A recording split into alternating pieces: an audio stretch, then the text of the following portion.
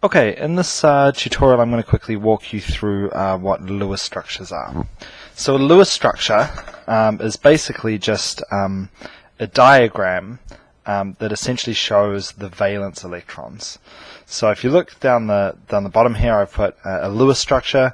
It also goes by the name of a Lewis dot diagram, or sometimes they're just called electron dot diagrams, or even electron dot structures. It's all just different names for the same thing. So they're diagrams that only show the valence electrons. That's the key first thing. Okay, so a Lewis structure, it's similar to a Bohr diagram in terms of it, we show kind of electrons as dots around it, but we only show the valence ones and we don't show them in rings. So carbon has 4 valence electrons. We draw it like this. Anyway, let's have a look at a few more examples. So guys, here's the Lewis structures for the first 20 elements. And we're going to go through just one row, and hopefully that'll give you an idea of how you draw these. So lithium. Lithium is element number 3. So for a start, we know that its electron configuration would be 2, 1. Alright, so if the electron configuration of lithium is 2, 1, it has 1 valence electron. So you can see we just give it one dot. Now, I'm not too fussed whether you put the dot on top or underneath or to the left. I think most people, or convention is possibly to put it to the right. But the most important thing is just that you've got the number of dots, or the number of electrons there, correct. Alright, let's go on to the next one. So moving across to beryllium. Beryllium here is element number 4. So it has an electron configuration of 2, 2. So its electron configuration is 2, 2. So it's got 2 valence electrons. So what we do is we give it 2 dots. We just draw the symbol, beryllium, Be, and we give it 2 dots to represent its 2 valence electrons. And at this point, I should recommend that strictly speaking for these diagrams, what you should be doing, draw the dots singular in the 4 positions, and then pair them up. So we draw them singular around until we get to 1 at all 4 positions, so above and below, left and right. Once those are all filled, then we can start to pair them up. So let's go on to the next one.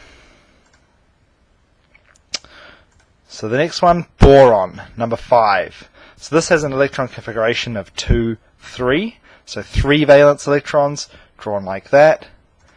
Carbon is number 6, so its electron configuration is 2, then 4. So 4 valence electrons. So you can see here now filling up each position, above and below and left and right. Once we get to nitrogen, 7, so 2 and then 5, you can see now we start to pair them up. And then oxygen, 8, so 2 and 6. We've got 2 pairs here and 2 unpaired electrons. And this is really, you'll see why this is important later.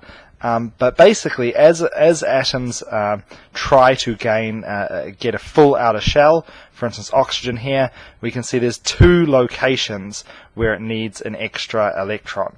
So often we'll have 2 bonds form, but really that's jumping the gun a little bit. We'll come and we'll talk about that a little bit later. So the next one, fluorine 9, 2 then 7, so 2. 2 and then 7 electrons, 7 electrons around fluorine, so again we put 1 at each point and then start to fill them up, and we find there's only 1 unpaired set. And then lastly neon, we can see here neon is number 10, so its electron configuration is 2 and then 8, so we just draw the 8, the outermost or the valence shell electrons, and here it's 2 at each position. So these diagrams, one reason we use these diagrams is they make it nice and clear how many electrons are missing. You can see straight away from a Lewis structure whether it wants to gain or lose electrons. It's a little bit clearer than a Bohr diagram, and ultimately it is really the number of those valence electrons that determines how an element will react. So they're pretty straightforward, guys. It is really just the symbol with dots that represent those valence electrons. And just remember, draw them at each position before you start to pair them up. So those 4 positions. Cool, I hope that was helpful. It's a nice quick short one, and good luck for your test.